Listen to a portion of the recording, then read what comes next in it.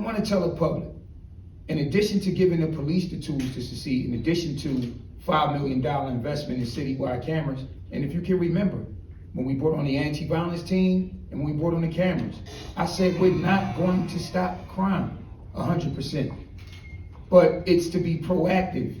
And some of you don't know, if it wasn't for the anti-violence team, things would have been much worse here in the great city of Atlantic City the last 3 years, because you don't supposed to know what they're doing. You don't supposed to know the late night phone calls and the mediation sessions in the wee hours of the morning because of the relationships that they have. So I want to double down again, Chief, to you and the police department, I stand 100% with you. And to the anti-violence team and to the re-entry service team, you got a difficult job, but this is what we all signed up for. And in addition to giving police the tools to succeed, people want to talk about youth violence. And I hear chatter that, oh, well, it's nothing for kids to do. That's laughable. And I say it as a career professional youth worker. Forget Marty Small, forget school board member, forget council president. I've always worked with youth in a full-time capacity. Be it Boys and Girls Club, be it the Atlantic City School District, or Principal Academy Charter. My record speaks for myself when it comes to servicing youth. Yes, as mayor, I don't have time to be hands-on, but make no mistake about it, all of these programs are through my vision for the city. And they're doing a great job. And at the same time, as I say all the time, government does not raise your kids. I'm going to say it again, government does not raise your kids. My job is to put the same aforementioned programs in place to give kids options. No one, and I repeat, no one, no fair-minded individual will ever be able to say that there's nothing for kids to do in this community under my watch, and that's my commitment. Good morning, everyone. Good morning. The safety and well-being of our community remains the utmost priority of the Atlantic City Police Department as we work to address the recent surge in violence in our city that saw 4 homicides in the first week of 2024. Our agency is working tirelessly with the Atlantic County Prosecutor's Office on these investigations, and we will not rest until justice is served. My deepest condolences to the family and loved ones of the victims. Each incident is not just a statistic, but a tragedy impacting lives and families.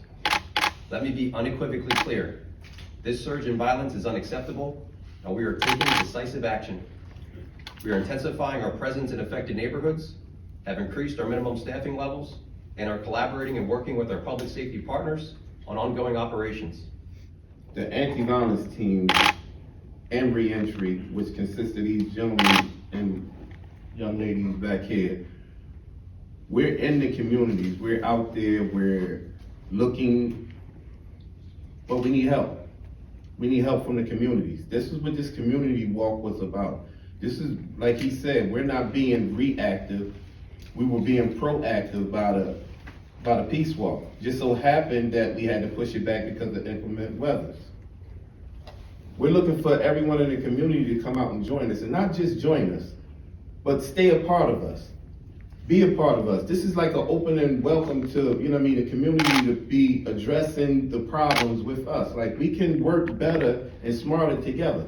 Become as proactive as we are, because we're out here full force, ready to go with a passion to save your child, to save our community, to save the city of Atlantic City, so that when the mayor walks up and he smiles and he says, it's a great day here in the city of Atlantic City, you can attest to that.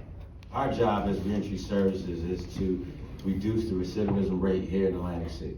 And that is simply those who reintegrate back into the city from incarceration, giving them the vehicles and opportunities to not go back.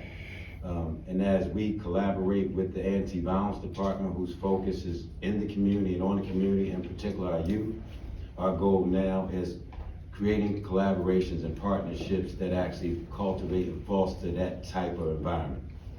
One of the things that I have seen, being a product of Atlantic City, that a lot of crime is associated with our socioeconomic conditions, no matter what they are.